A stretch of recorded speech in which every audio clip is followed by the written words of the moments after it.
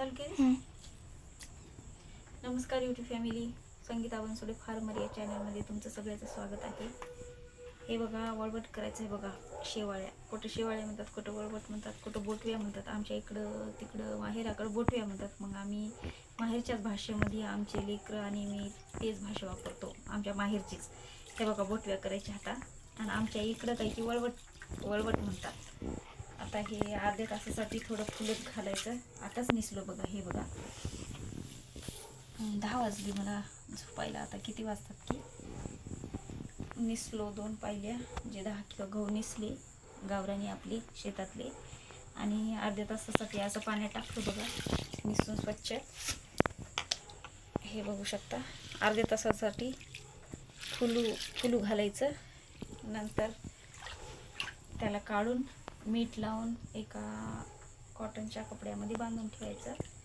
आणि सकाळी थोडं हाडकू घालून दळून, मेन म्हणजे चाळायची लई मेहनत आहे बघा. चाळायला लई वेळ लागते. बारीक चाळणीनं चाळणं म्हणजे खूप अवघड आहे. बघू पुढचा व्हिडिओ. हे बघा मंडळी, मी आता पाण्यातून काढून घेतले बघा गहू. हे बघू शकता, वले आहेत. आणि आता याला मीठ लावून घ्यायचं बघा.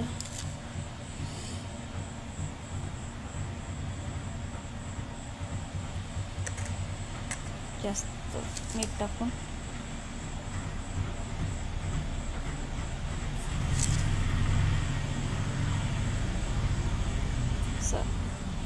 कालवायचं. कालवून ह्या कॉटनच्या कपड्यामध्ये बांधून ठेवायचं रात्रभर. आणि सकाळी थोडं फॅनला हडकू देऊन तळून आणायचं. याला मीठ लावून घेतो. मग माझी लेकरं झोपली, व्हिडिओ घ्यायला नाही, झोपी गेली ती. हे बघू शकता मंडळी, अशा प्रकारे गहू मी बांधून ठेवलेत बघा. कापडामध्ये कपडा बांधून ठेवलं. हे बघू शकता, मीठ लावून.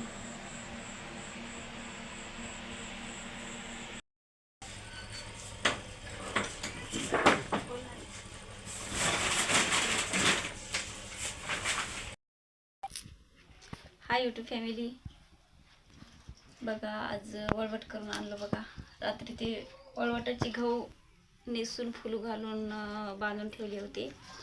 आज जाऊन हिमायतनगरला तिथं जाग्यावरच दळून, तिथं चाळून वळवट पण करून आणलं. बोटव्या करून आणल्या.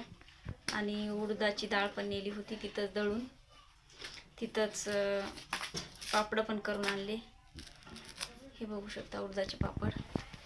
त्याच्यात पापड मसाला टाकला आणि करून आणलं बघा. 1:30 वाजला बघा घरी यायला.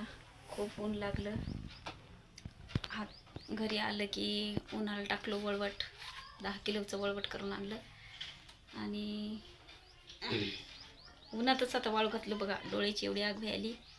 आता हे पापड थोडं, आता 5-10 म्हणजे अर्धा तास थोडं वाऱ्याला टाकून डबल पापड भरून ठेवायची. तसेच भरून आणले होते आम्ही, थोडं हाडकू देऊन. याला जास्त वाळू पण देता येत नाही, मोडून जातात. तर असंच थोडं सावलीला ठेवून 20-25 मिनिट आणि भरून ठेवायची.